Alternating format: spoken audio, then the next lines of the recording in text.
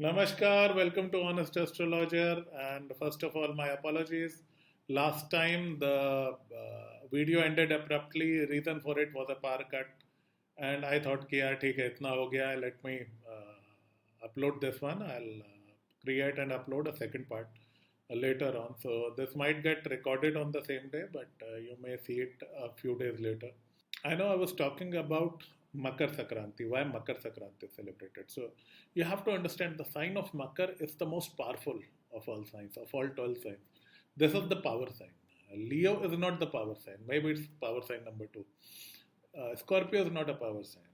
It's a passion sign. Makar, Capricorn is a power sign because it's even in Kalpush Kundali, it's the 10th house. Okay, it's the 10th sign, the sign of career, command, business, entrepreneurship. So, Makar Lagna, Makar Surya people, I have often seen them in business or leadership positions. They almost always end up in the number one controlling position. This is one sign where the energies of difficult planets does well. Shani does very well. Mars is exalted in Makar. It is not exalted in Singh or Mesh. Okay. Sun is very happy in Capricorn. Because you need to remember, while it is said that Aquarius is the real sign of Shani or the Mool Trikona sign of Shani, I feel Shani has much more influence on the sign of Capricorn. Aquarius, he has to share things with Rahu and possibly Herschel, which is called Uranus. Uh, Capricorn is as pure as they come, as Shani as they come. And I want you to go out and see how many Makar Lagna people are running their own businesses. Could be a small business. They are entrepreneurs, they are hustlers, hard workers, top employees, and ultimately they become bosses. So Makar Sankranti is the festival of father and son. So as we all know, Lord Sun was not very pleased with the way things turned out between father and son, and he realized, okay, I have to placate my son. And he has been trying to meet his son and sort of make amends. But Shani Dev, being unforgiving Shani Dev, he doesn't make it easy for anybody, even his own daddy. This brings me to a very interesting legend of Shani, which relates to Lord Hanuman, Jai Bajrangbali. Hanuman Ji is one deity which is very closely connected to Shani, Mangal, and Sun. Okay, it's connected to all nine, but Shani, Mars, and Sun, these three are very strongly connected with Hanuman Ji. I'll tell you the reasons why. In order to become an astrologer, you have to become a good mythologist so that you can connect the dots. People with Shani Sun together, I always tell them to worship Lord Hanuman, chant Hanuman Chalisa, but whatever you do, do not chant Bajrang Ban. We'll discuss that in some other video. Why not? If you want me to tell about it, you can write in the comments. So whenever I have seen Sun Shani together, if the person is a little spiritual, they often gravitate towards Lord Hanuman. Okay, because this is one deity which helps in balancing this energy, these two polar opposites. So according to one of the legends, so Lord Surya is the guru of Lord Hanuman. Okay. Lord Surya taught all the siddhis to Lord Hanuman. And when his shiksha was done, of course, Hanumanji said, sir, ask me for a Guru Dakshina. And son realized if anybody can bring my beta Shani to meet me, it is this protege of mine. And he said, look, Hanuman, I want to meet my son Shani, but he is not willing to meet me. So if you can arrange that. Hanumanji was like, ho jayega. And Hanumanji started to move towards Shani Lok, and on the way he was confronted by Mars, Mangal. So as you know, Shani lives in the outermost parts of the solar system. So Mars is much closer. So Mars being the god of war, and he was like, who is this being entering our area? And he very arrogantly tried to stop Lord Hanuman. And He was like, without my permission, you cannot go forward. And Hanumanji said, look, I have a certain task to do, so you better not stand in my path, otherwise I'll have to fight you. And Mars was like, I'm the god of war, let's fight. Bad idea. Hanumanji overcame Mangal and went to meet Lord Shani, and he requested Shani, you are the son of my guru, so he wants to meet you. I want to take you to your father. But Lord Shani, being Shani, refused. He did injustice to me, so I'm not going back. So Lord Hanuman again requested. When he did not agree, Lord Hanuman was like, hey, boss, मैं commitment कर चुका हूँ, चलना तो पड़ेगा. And of course, there was a war, and it was a very strong battle. And Lord Shani was overcome because Lord Hanuman was Shiva himself. So, with both these planets, they were overcome by Lord Hanuman, and they again, these planets are divine beings. They understood what they are dealing with is not a normal force. Then they both apologized to Lord Hanuman and promised कि साहब जो आपकी भक्ति करेगा हम उस पर थोड़ा कम प्रेशर डालेंगे. And Lord Shani agreed to meet his father, Lord Surya, and finally Hanumanji was able to make this bichda, angry son, and this eager father come together. So whenever this energy is together, you will see father-son conflicts or an absentee father in the native chart. Praying to Lord Hanuman is a very, very good idea. Putting a photograph of Lord Hanuman and Lord Ram hugging each other is a very good idea. Because Lord Hanuman represents the best qualities of Mangal and Shani. Okay, in his Veer Bhava, he is Mangal. Yeah, he's warrior and roaring and all ready to fight.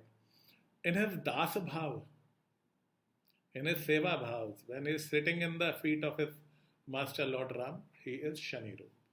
So praying to Lord Hanuman will address Shani Mangal problems, will also address sun problems. How we'll discuss in some other videos.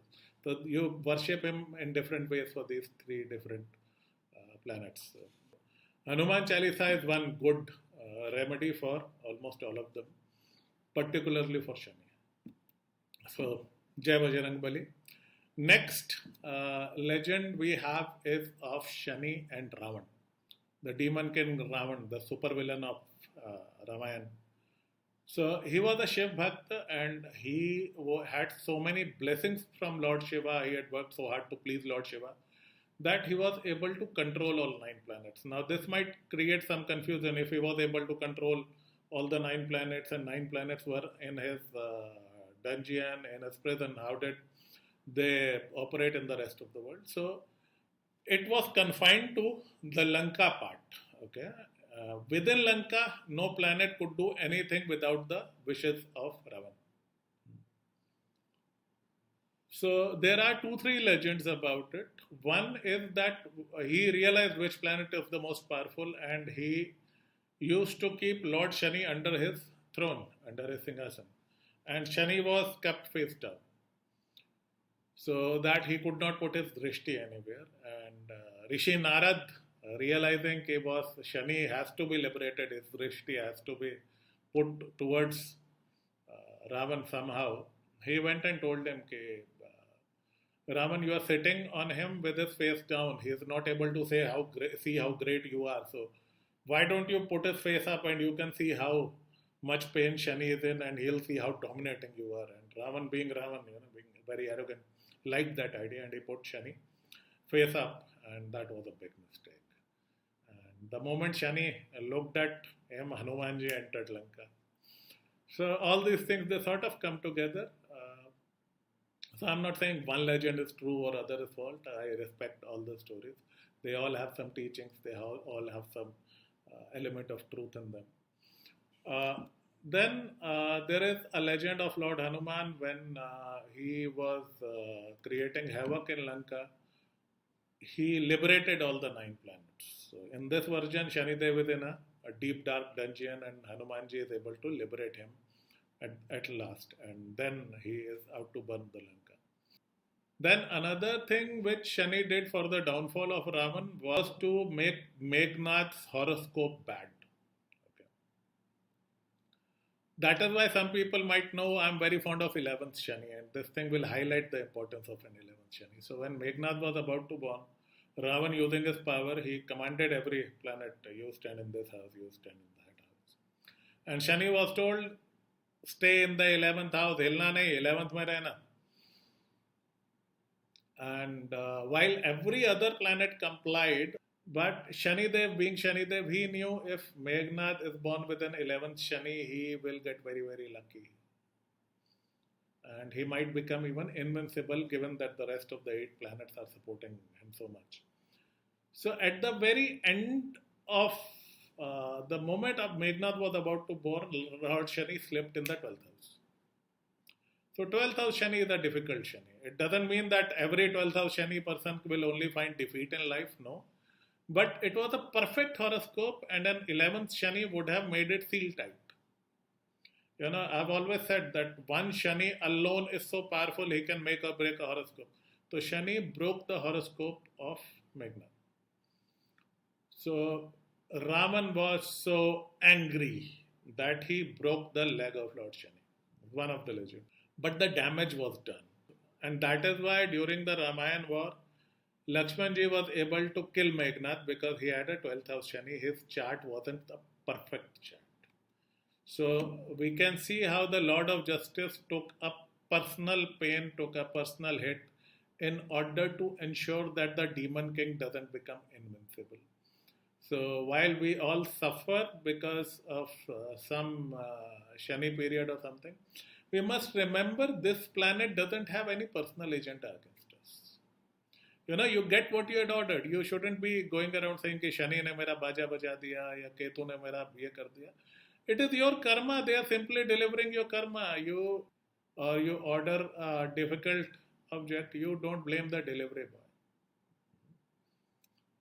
You created a karma. Now you are paying for it. Good, bad, ugly. So Shani or Ketu or Rahu, they don't torment you. Your karma torments you. They are simply the delivery boys. Okay. So these are divine beings who have been enshrined the responsibility of giving the result of bad karma. So of course 100% karma nobody can wipe out. People often ask me how remedies work. I'll make a separate video around that. If you want it, you can write it. There are 4 types of karma: Drid karma, Adrid karma, Prarabdha and Kriyaman. Then there is Drid, Adrid karma. So the Drid part, the fixed part of it, you can't do anything about it. You can do all the puja part and everything, you can't do much about it. Adrid karma, yes, you can make amends. Most important thing, when you do these remedies, it gives you the courage to go through it. My father used an analogy. He said, you can give you an umbrella in the rain. We can't stop the rain. We can't save your boots. So we can save some part of your body, but we can't save your boots. Pani to niche rahega. But understanding these planets, appreciating their roles, not blaming them, and doing the suggested remedies does help. It at least gives you the fortitude to go through that period. So my advice is Shani has been very, very particular in what he does is just. He's not kind, I'll agree to that. But he's just. You know, he made a personal sacrifice by taking Panga with Ravan, and we all should be thankful to him. And so we have to understand and appreciate this planet, and in order to improve this planet wherever it is sitting, worship of Lord Hanuman is a very, very good remedy. In the end, I would just say Jai Shanidev, Jai Bajrang Bali.